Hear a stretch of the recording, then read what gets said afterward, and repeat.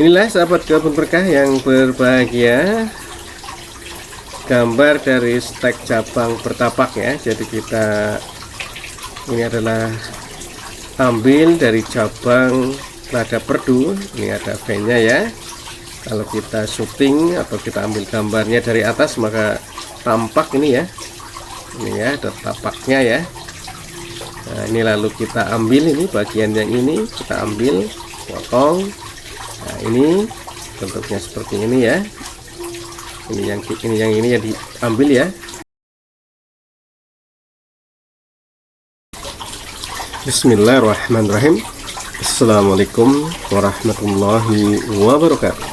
Sahabat kebun berkah dimanapun sahabat kebun berkah berada, jumpa lagi di channel Junediono Kebun Berkah, channel resmi Kebun Berkah, channel yang menyiarkan terkait tentang kehutanan, pertanian, perkebunan, wisata, terutama wisata alam, Sukarobot, yaitu pelatihan kepada anak-anak usia PAUD sampai dengan sekolah menengah umum untuk belajar terkait tentang robotik, coding, animasi, dan web programming. Silakan bagi putra-putri ataupun anak-anak yang ingin mengembangkan keahliannya serta sekedar hobi bisa mendaftarkan diri di Sukarobot Academy Bogor. Alamat dan kontak person kami tulis di deskripsi video ini. Channel Junediono Kebun Berkah juga menginformasikan terkait tentang kegiatan-kegiatan para petani dan produk-produk yang dihasilkan oleh para petani. Salah satunya adalah saung kebun berkah, yaitu satu saung yang membudidayakan dan berjualan tanaman hias aroid. Silakan bagi sahabat kebun berkah yang ingin berlatih budidaya ataupun ingin memborong tanaman hias bisa main di saung kebun berkah. Alamat dan kontak person juga tercantum di deskripsi video ini. Baik sahabat kebun berkah yang berbahagia, ada sahabat kebun berkah dari Purworejo yang bertanya terkait tentang lada perdu ya, yaitu lada yang tidak merambat ya, tidak merambat pada pohon ataupun bahan-bahan yang lain yang digunakan untuk tajar ya sahabat kebun berkah. Awalnya saya tidak mengetahui, ternyata memang ada ya, ada semacam jenis lada yang memang tidak merambat tapi memang membentuk perdu ya, seperti pohon perdu. Baik sahabat, kita coba menginformasikan terkait tentang lada perdu ini. Yuk kita coba saksikan ya sahabat kebun berkah.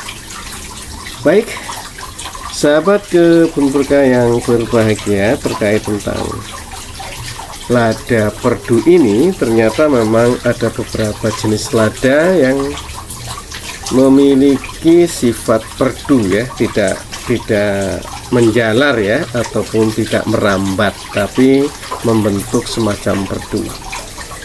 Adapun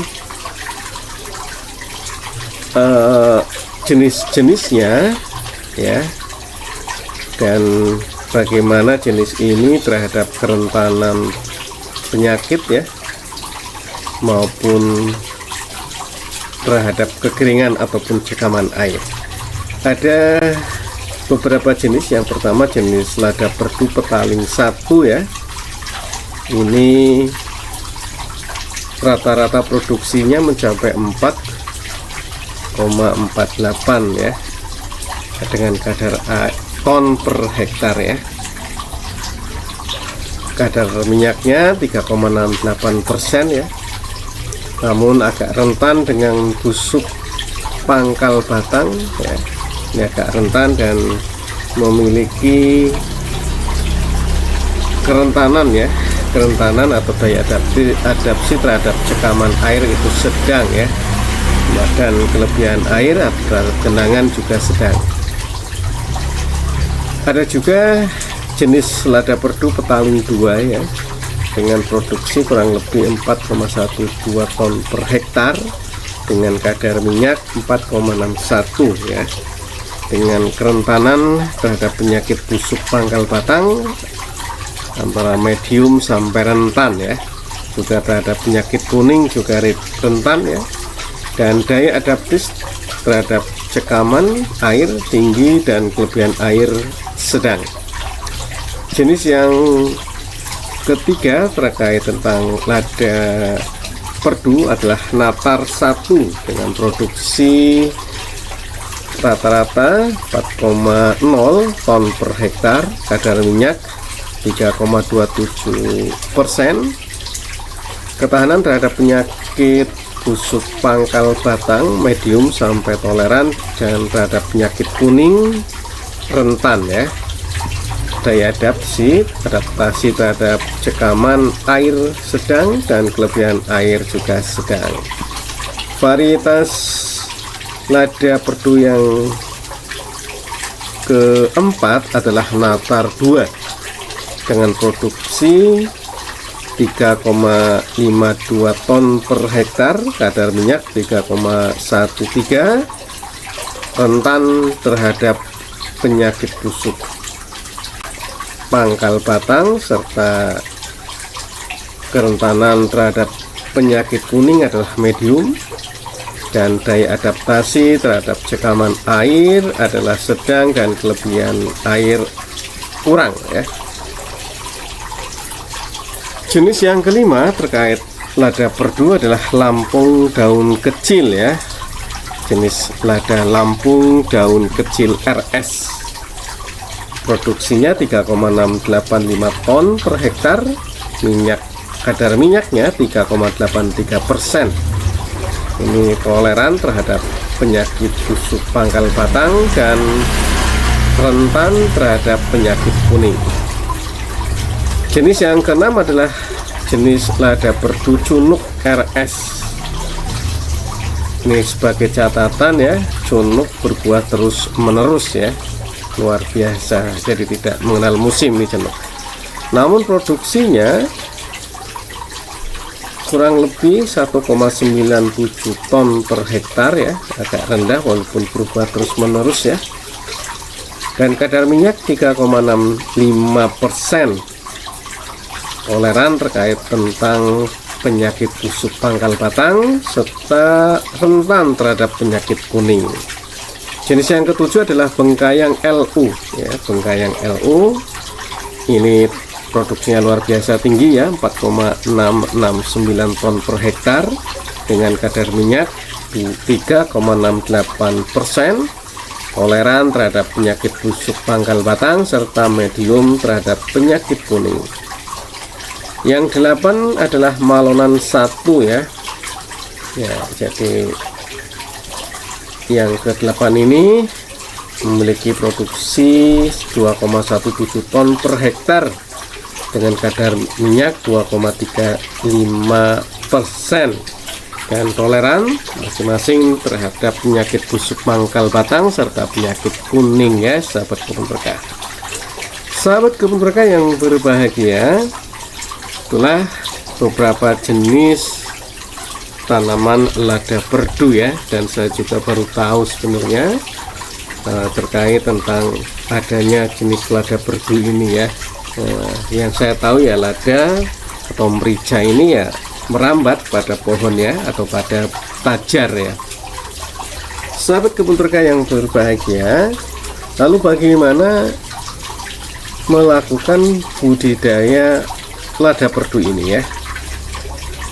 Sahabat kebun berkah yang berbahagia, lada memang perlu diperbanyak ya dengan menggunakan cabang buah ataupun stek ya, dan pertumbuhannya melebar dengan tajuk berbentuk perdu berdiameter kurang lebih 1,5 meter, dan tinggi tanamannya kurang lebih 1 meter dan tidak memerlukan tajar ya, tidak memerlukan tajar ataupun rambatan untuk pertumbuhannya ya.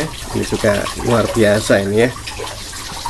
Baik sahabat kebun berkah, untuk membudidayakan lada perdu ini kita ada beberapa hal yang mesti harus sahabat kebun berkah pahami. Yang pertama adalah persyaratan lahan ya, atau persyaratan lokasi yang sesuai dengan lada perdu ini. Untuk lada perdu ada beberapa lokasi lahan yang sesuai syaratnya ya. Yang pertama adalah relatif datar, yang kedua dekat dengan sumber air, yang ketiga dekat dengan kebun produksinya ya, dekat dengan indukannya lah ibaratnya ya. Kalau kita ingin budidayakan lama, karena mungkin stek lada perdu ini tidak tahan lama, sehingga harus lebih dekat. Yang keempat adalah mudah dalam pengangkutan ya. Kalau untuk produksi yang besar, aksesibilitas lokasi sangat penting, berkaitan dengan bagaimana mentransportasikan hasil-hasil produk maupun bahan-bahan yang diperlukan di dalam budidaya lada perdu ini. Lokasi yang kelima adalah bebas dari serangan atau gangguan hama dan penyakit ya. Jadi ini adalah beberapa persyaratan lahan yang bisa digunakan sebagai tempat budidaya lada perdu. Sahabat kebun terkait yang berbahagia, hal yang kedua adalah terkait tentang persiapan media tanam dan lahan ya.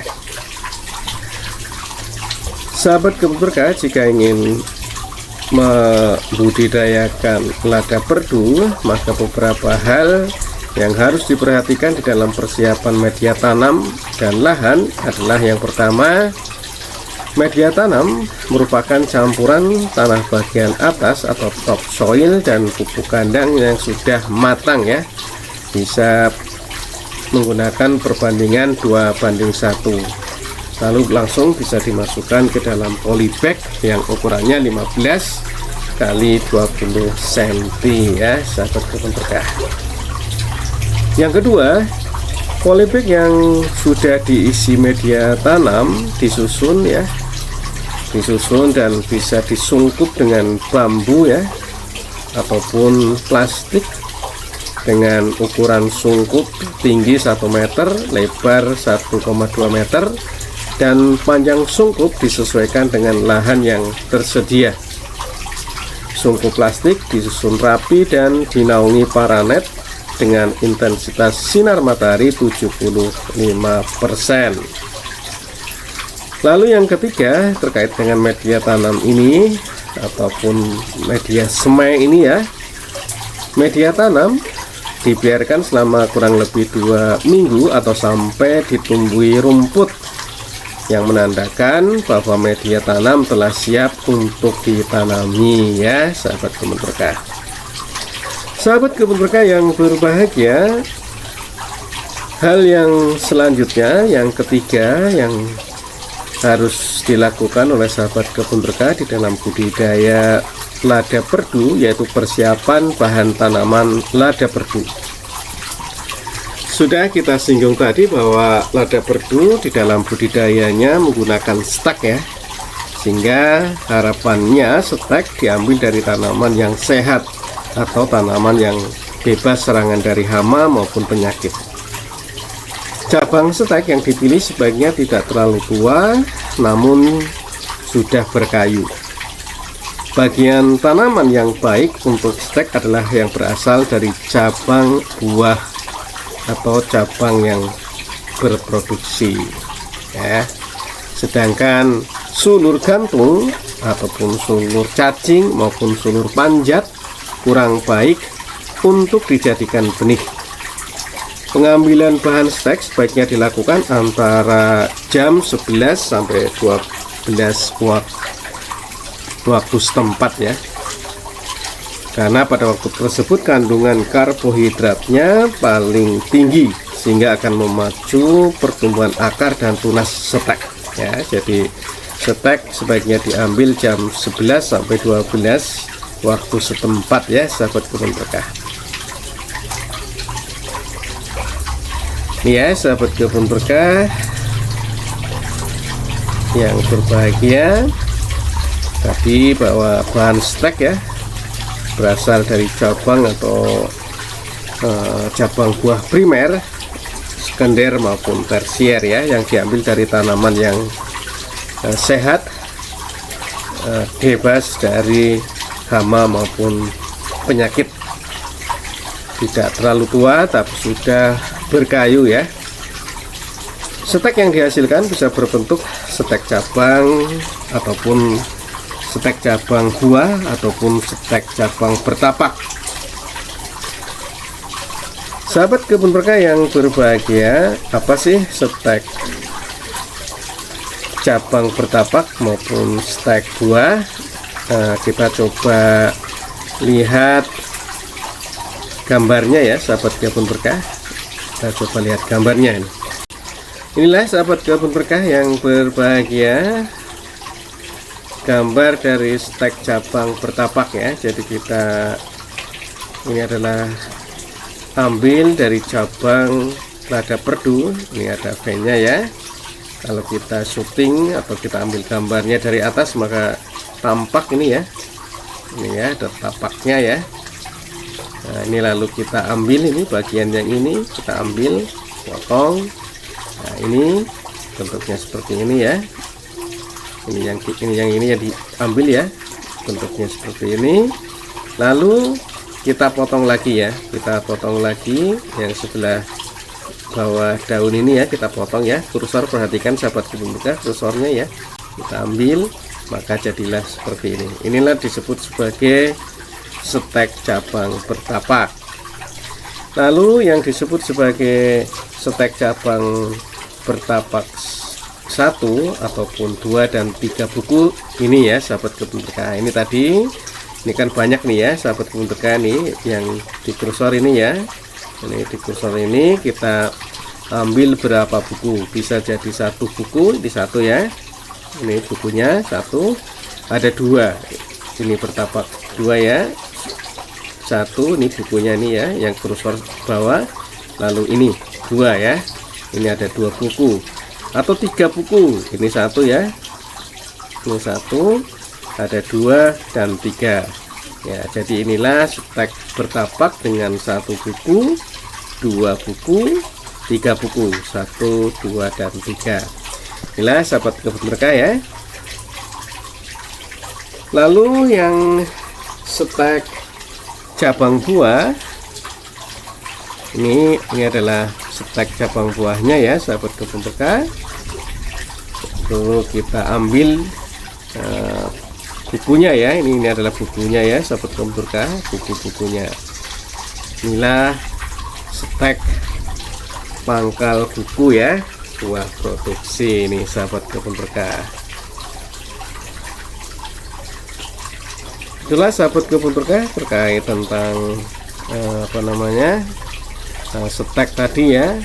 Lalu tadi juga ada dijelaskan ada sulur gantung, sulur cacing dan sulur panjat ya. Inilah yang disebut sebagai sulur gantung ya, menggantung nih sahabat kebun berkah ya, menggantung. Ini ada sulur cacing ya, ini berlikuk-likuk, ini pohonnya ini sebenarnya ya, ini ternyata ada sulurnya berlikuk-likuk. Ataupun sulur panjat ya, ini adalah memanjat ya. Dan sulur cabang buah produksi ya, ini ada buahnya nih ya. Itulah sahabat kebun berkah terkait tentang macam-macam sulur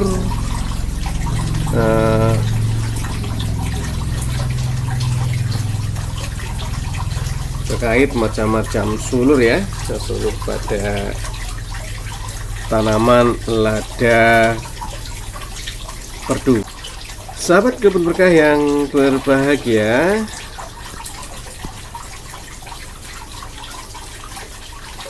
untuk pembibitan lada perdu ini kurang lebih memerlukan waktu agak lama juga nih ya ternyata ya, kurang lebih 6-7 bulan ya sampai siap tanamnya ya. Ini luar biasa, agak lama juga nih ya untuk pembibitannya.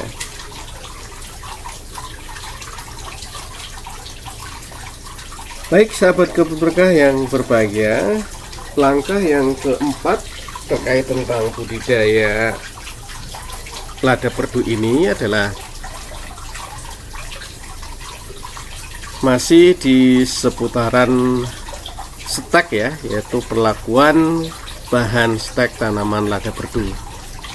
Stek yang telah dipersiapkan belum dapat perlakuan sebelum disemaikan agar kondisinya lebih baik dan dapat memacu pertumbuhan.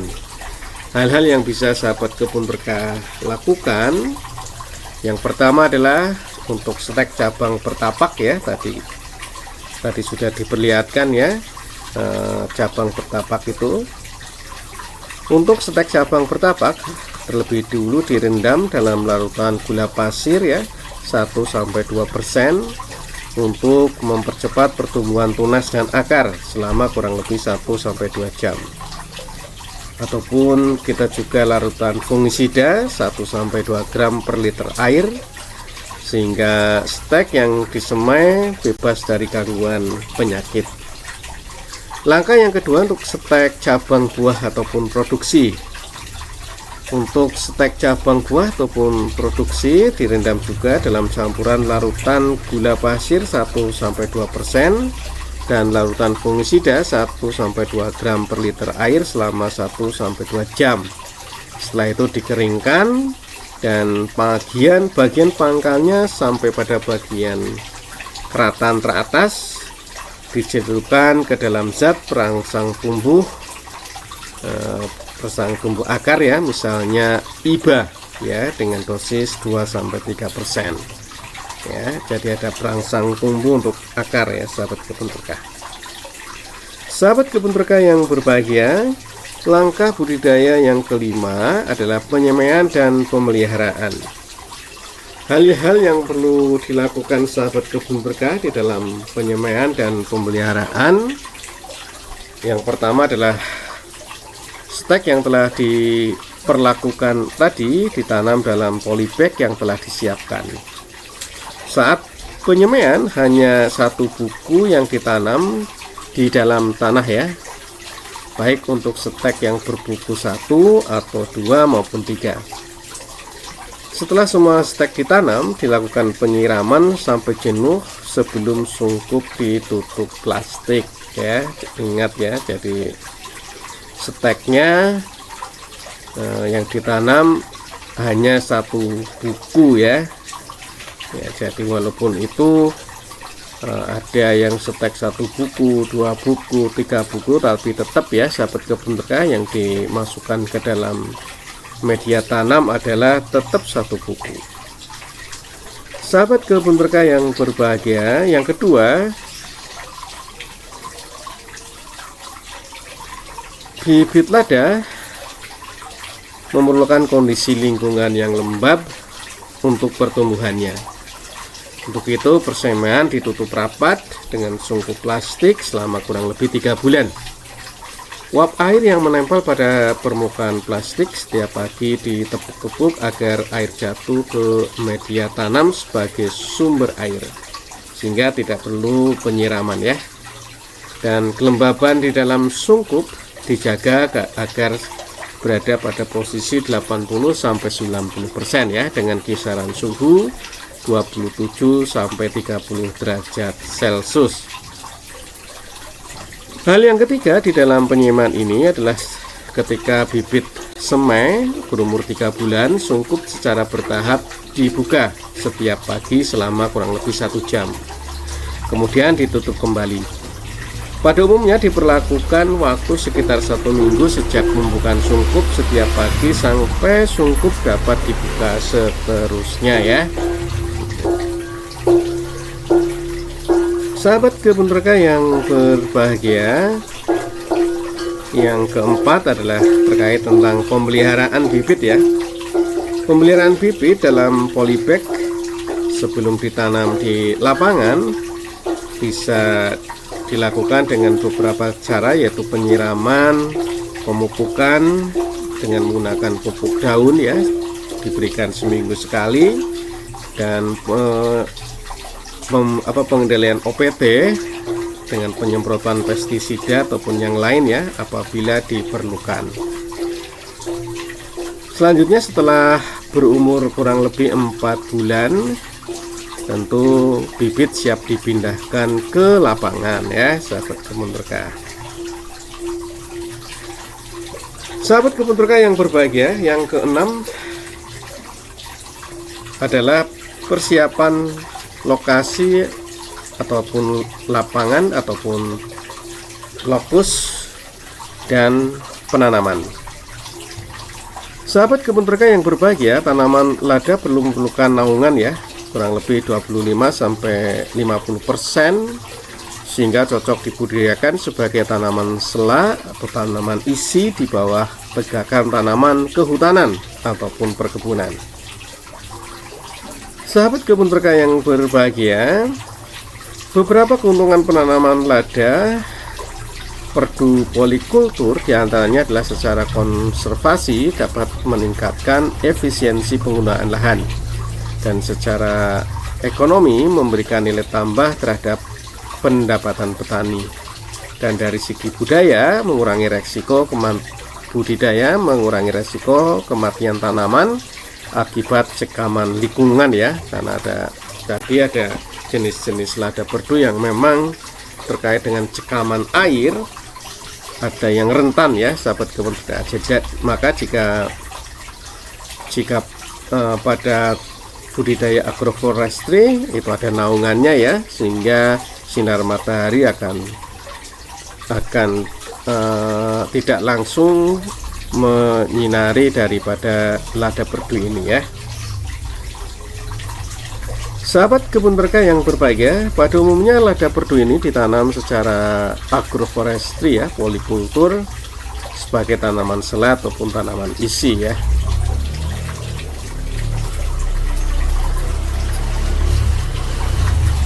Dan tanaman lada perdu ini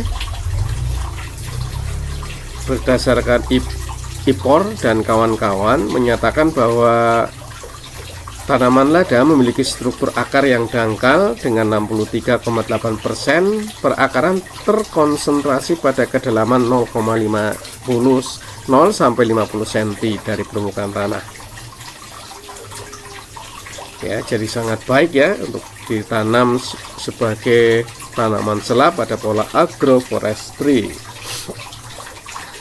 Sahabat kebun berkah yang berbahagia, untuk penanaman ya, untuk penanaman lada perdu ini langkah yang harus dilakukan yang pertama adalah persiapan lapang. Persiapan lapang dimulai pada musim kemarau sehingga penanamannya dilakukan pada awal musim hujan. Diawali dengan pembersihan lahan, bisa juga dibantu dengan pengajiran untuk menentukan jarak tanam ya. Ada jarak tanam yang 1,5 kali 1,5 meter atau 1,5 kali 2 meter ya, dan pembuatan lubang dengan ukuran minimal 30 cm kali 30 cm kali 30 cm ya, atau juga 35 cm kali 35 cm kali 35 cm. Pada penanaman polikultur secara agroforestry ya, contohnya misalkan dengan sengon ya, biasanya ditanam kurang lebih 2 meter dari pangkal batang sengon atau di luar batas tajuk tanaman sengonnya ya, karena perakaran sengon umumnya terkonsentrasi sampai dengan 2 meter dari pangkal batang ya. Menjelang musim penghujan, lubang tanam ditutup dengan campuran tanah topsoil dan pupuk kandang, sebaiknya 5-10 kg per lubang tanam, sehingga akan berbentuk guludan individu setinggi kurang lebih 20 cm. Dan jangan lupa apabila memang kondisi tanahnya asam, bisa ditambah dengan dolomit ya, disesuaikan dengan kebutuhan ya. Lalu yang keduanya, setelah persiapan selesai, lakukan penanaman ya, dan lakukan penanaman ini di awal musim hujan ya. Nah, dan bibit lada perdu ditanam secara tegak ya. Saat melepas polybag, sebaiknya media tanam diusahakan tidak pecah ya, jangan sampai pecah ya, tapi menyatu ya, karena kalau sampai pecah dapat mengganggu perkembangan akar yang dapat mengakibatkan kematian ya. Tanahnya dipadatkan, dan untuk mengurangi penguapan, bibit diberi naungan yang terbuat dari daun ya, yang tidak mudah lapuk seperti ilalang ataupun daun-daun kelapa ya, seperti mereka. Yang selanjutnya atau yang ke-7 ya, pemeliharaan. Secara umum pemeliharaan lada perdu lebih mudah dibanding dengan lada merambat ya, atau lada panjat, karena tidak memerlukan pemeliharaan untuk tiangnya ataupun pohonnya ya, sehingga kos produksinya atau biaya produksi dapat ditekan. Adapun pemeliharaan meliputi penyiangan, perompesan bunga, penyiraman, pemupukan, pemberian pupuk daun, perbaikan guludan, dan pemberian musa, serta pengendalian hama dan penyakit, dan jikalau ada perbaikan saluran pembuangan air. Pemeliharaan yang pertama adalah penyiangan. Sahabat kebun berkah, guludan-guludan individu bibit lada perdu harus selalu bersih ya.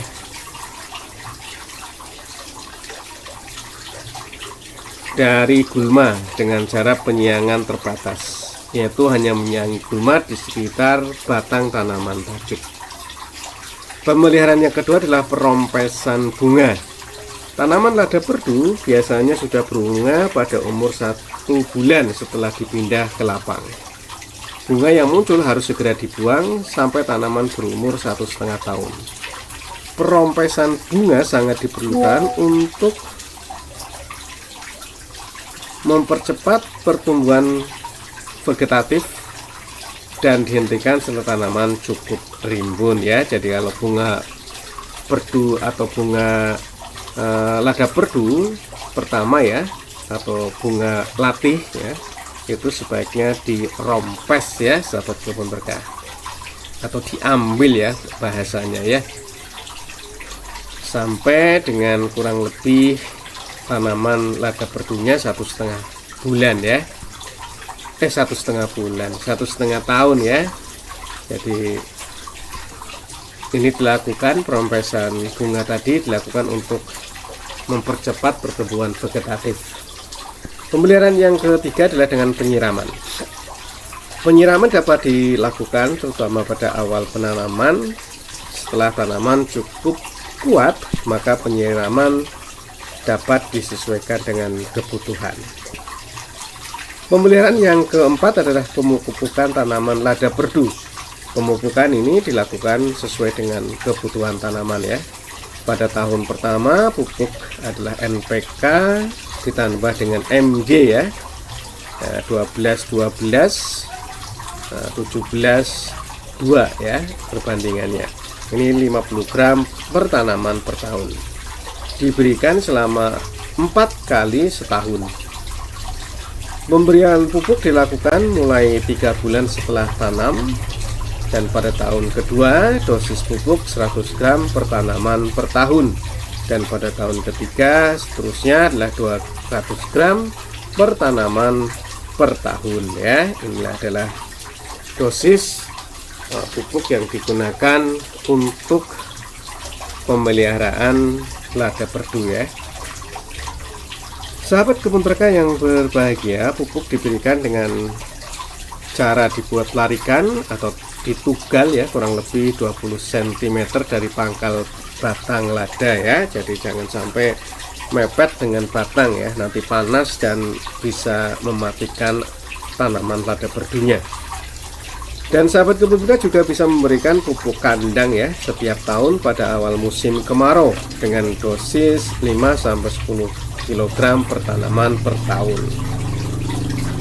Yang kelima terkait pemberian pupuk daun ya, untuk mempercepat pertumbuhan vegetatif agar cepat rimbun, dilakukan pemberian pupuk daun dengan cara disemprot 2 kali sebulan atau sesuai dengan kebutuhan. Yang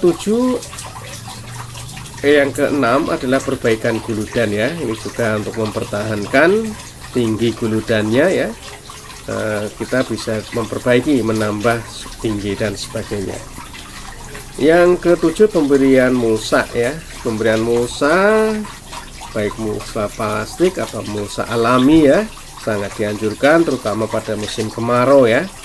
Selain untuk mempertahankan kelembaban pada tanah, juga berguna sebagai pupuk organik dan dapat menekan pertumbuhan gulma ya. Pupuk organik itu ketika mulsanya bersifat mulsa alam ya. Yang selanjutnya adalah pengendalian hama dan penyakit. Untuk mencegah serangan hama dan penyakit, dilakukan penyemprotan pestisida ya, satu kali sebulan atau sesuai dengan kebutuhan ya. Dan pemberian bambu seperti dibuat bambunya dibuat sebagai kotak ya, kotak bambu dibelah-belah lalu kita tanam ya sekeliling lada perdu berbentuk kotak ya. Ini juga untuk menjaga lada dari serangan hewan ya, dari serangan hewan. Yang terakhir adalah perbaikan saluran drainase ya, memperbaiki saluran drainase. Tujuannya menghindari terjadinya genangan air di areal kebun lada perdu ini ya, sahabat kebun berkah. Inilah sahabat kebun berkah yang berbahagia. Dan terakhir tentunya adalah yang kita tunggu-tunggu, panen ya, panen dan pengolahan hasil. Untuk pengolahan hasil nanti kita bicarakan kembali ya, atau akan tayang kembali, karena ternyata lada perdu maupun lada lainnya bisa diolah untuk menghasilkan lada hitam ataupun lada putih ya. Ini tergantung pengolahannya. Nah, untuk itu nanti untuk pengolahan hasil akan kami sajikan dalam video yang lain. Sahabat kebun berkah, lada perdu mulai berproduksi pada umur 2 tahun. Nah, kalau 1,5 tahun tadi sampai ke bawah yang bunga latih dibuang saja ya, dirompes saja untuk bisa memacu pertumbuhan vegetatifnya agar rimbun ya. Nah, ketika 2 tahun maka ini sudah bisa untuk dijadikan buah ya. Dan selanjutnya setiap tahun sampai tanaman berumur 10 tahun terus akan panen ya, sahabat kebun berkah, tergantung pada pemeliharaannya.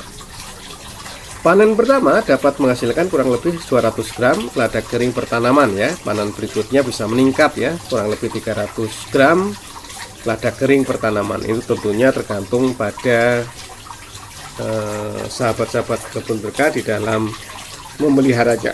Itulah sahabat kebun berkah terkait lada perdu. Pertanyaan sahabat kebun berkah dari Purworejo. Terima kasih sekali. Silahkan ya sahabat kebun berkah. Yang lainnya apabila ada pertanyaan terkait tentang pertanian, kehutanan, perkebunan maupun yang lain, dan mudah-mudahan saya bisa menjawab, bisa disampaikan di kolom komentar di setiap video ya. Mudah-mudahan saya bisa menjawabnya ya.